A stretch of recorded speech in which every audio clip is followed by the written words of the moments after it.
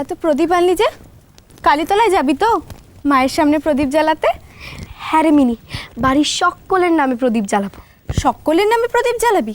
কার কার নামে? দাদু, বড় জ্যাঠা, বড় জেঠি, দাদা, বৌদি, টোপাই, মেজ জ্যাঠা, মেজ জেঠি, রাধা দিদি, ননিদা, মা, বাবা, ছুটকি, দিদা আর নকুর দাদু সবার নামে জ্বালাবো। আসল লোকটার কথাই তো বললি না। কার কথা বলছিস মিনি? ইস, জানে না জানো, বিষ্টু দাদা। আমি যদি প্রদীপ জ্বালাই সে মানবে নাকি? আমি ওর কে হই বল?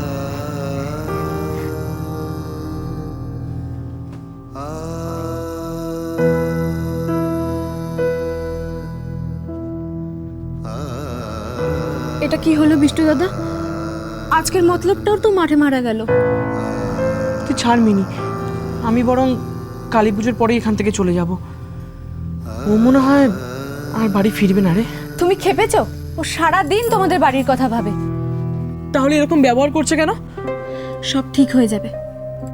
মা কালীর কাছে আমি চেয়েছি যাতে তোমাদের বোঝাপড়া হয়ে যায়। আজ রাতে কিছু একটা হবে। লক্ষ্মী বলতো, হাত জোর করে মায়ের কাছে যা চাইবি তাই পাবি। আজ রাতেই তো লক্ষ্মী পুজো দিতে যাবে। তখন দেখো লক্ষ্মী মন থেকে কি চায়। ব্যাস, শুধু আজকের রাতের মধ্যে যদি আমি না বুঝি যে ও আমাকে ভালোবাসে, তাহলে আমি বিভাগী হয়ে হিমালয় চলে যাব। দেখে নিস তুই।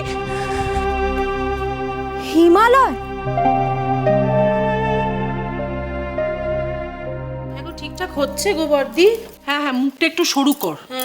বাবা হাতের ছাল উঠে যাবে, দেখো এবার ঠিক আছে। হ্যাঁ হ্যাঁ, ঠিক আছে ঠিক আছে, এই দেখ। প্রদীপ সাজাচ্ছি বটে বর্দি মেজদি, কিন্তু আমার মনটা না বড্ড হুহু করছে জানো। এমন পুজো গন্ডার দিনে ছেলেটা আমার ঘরে নেই। কি ব্যাপার বলো তো?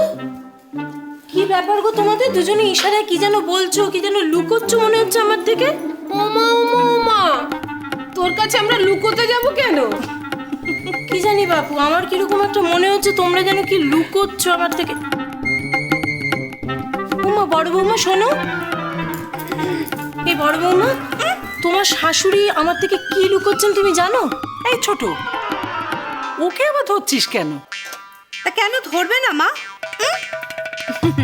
বলছিলাম কি, বাড়ি শুধু তো সবাই জানে যে আমি কত লক্ষ্মী বউ। আমারই কপাল খারাপ মা, আপনি সেটা এতদিনে বুঝতে পারলেন না। তা ছোট কাকি, বলছিলাম কি, মা বোধহয় তোমাকে বলেনি যে। তুমি চুপ করো তো। দেখছিস মেজো কি সব বলছে? বৌমা বলছি কি মা, তোমার এখন এই অবস্থায় প্রদীপ নিয়ে না জ্বালালেই নয় তোমার। যাও মা যাও। না না না বৌমা, তুমি যেন তখন কি একটা বলতে চাইছিলে, আমি লক্ষ্য করেছি। বলো তো কি বলতে চাইছিলে, বলো সোনা বউ আমার, বলো। শোনা বললে? মা বলবো? কি বলবে বৌমা? না মানে বলার এটাই ছিল যে আমাদের লক্ষ্মী জানে না যে বিষ্টু কোথায়। কারণ বিষ্টু তো তার পেছন পেছন ওখানে যায়নি, সে ঘুরঘুরও করেনি, আর বিষ্টুর কোনো খবরও পাওয়া যায়নি। বৌমা, আরে বৌমা বলি, এই খবরগুলো তো আমি সবই জানি বৌমা, মানে কোনো কিছু তো আমার অজানা নয়। ও, সেটা তো আমারও অজানা নয়, মানে আমি জানি তুমি এটা জানো। আসলে মা তো তোমায় জানায়নি, তাই আমি মুখ ফুটে জানিয়ে দিয়ে গেলাম। মা এলাম। যত চালাকি।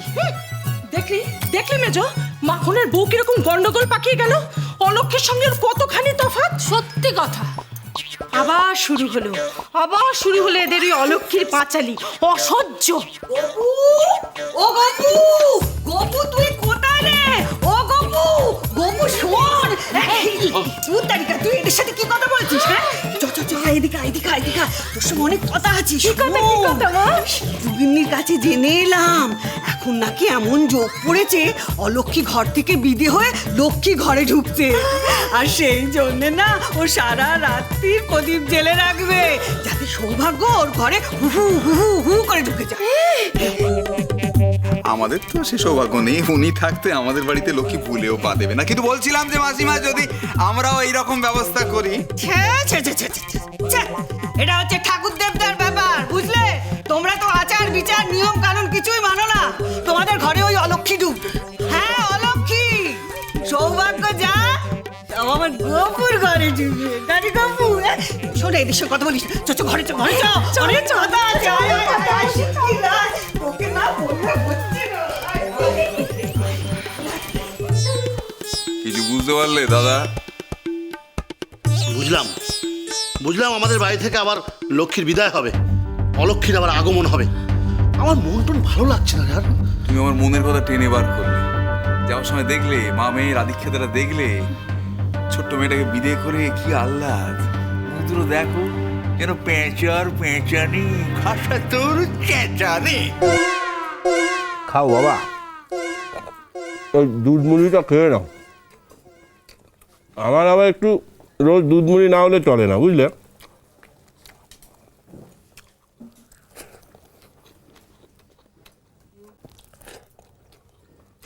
লক্ষ্মী, তোর মামিকে তো আশেপাশে কোথাও দেখছি না, এই সুযোগে একটু খেয়ে নে না, কিচ্ছু হবে না। না মামা, তুমি তো জানো আজ আমার উপোস। হ্যাঁ, কেন যে তুই নির্জলা উপোস করতে গেলি কে জানে। আরে বাবা, মা কালী তোর কথা এমনিই শুনতে। বুঝলে বাবা, আমাদের এই শিবরামপুরে কালী খুব জাগ্রত, যা চাওয়া যায় তাই হয়। কই গো, কোথায় গেলে পুটির মা? একটু দুধ দাও না মুড়িতে।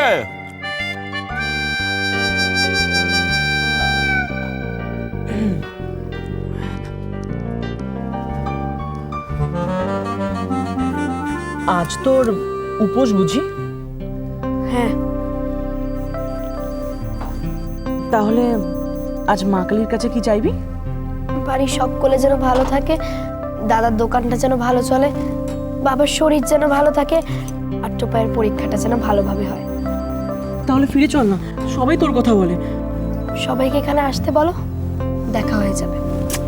উফ, আর রাগ করে থাকিস না। বললাম তো যে আমার আমার ভুল হয়ে গেছে। ভুল? কিসের ভুল? আমার কোনো ভুল হয়নি। আমার জায়গায় যে কেউ থাকলে সেও সন্দেহ করতো, আমিও তাই করেছি। তাহলে এখানে এসছো কেন? এখানে এসছি তোকে দেখতে, যে তুই মামিদের কি সব কথাবার্তা বলেছিস। আর আমাদের যে ঝগড়া হয়েছে সেটা তো তুই মামিকে একবারও বলিসনি। ঝগড়া তো হয়নি। হ্যাঁ, সে কি? তার মানে তুই ঝগড়া না হওয়া সত্ত্বেও শ্বশুরবাড়ি থেকে চলে এসেছিস? মামি শুনুন, আপনার ভাগ্নি কি বলছে শুনুন। ওকে বলুন ও যেন চুপচাপ আমার সঙ্গে বাড়ি চলে যায়, নয়তো সারা জীবন এখানেই থাকতে হবে। সেটা সামলাতে পারবেন তো?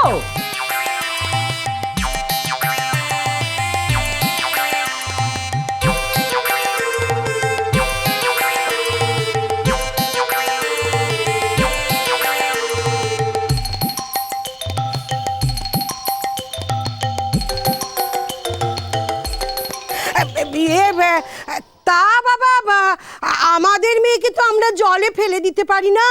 ছোটবেলা থেকে কত কষ্ট করে মানুষ করেছি। মেয়ে যদি সুখী না হয় সে তো এ বাড়িতে চলে আসবেই নাকি?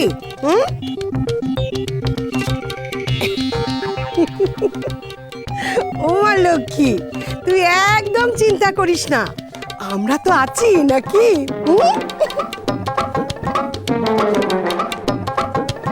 মামি কি চাইছে? হঠাৎ ওকে এত কথা শোনাচ্ছে, আমাকে এত ভালো ভালো কথা বলছে, আবার বাড়িতে রাখতেও চাইছে। আর মামি এলেই ও আমাকে খোঁচা দিয়ে কথা বলছে। কেন? মামির কি এর মধ্যে কোনো হাত আছে নাকি? সংসার সুখের হয় রমণীর গুণে।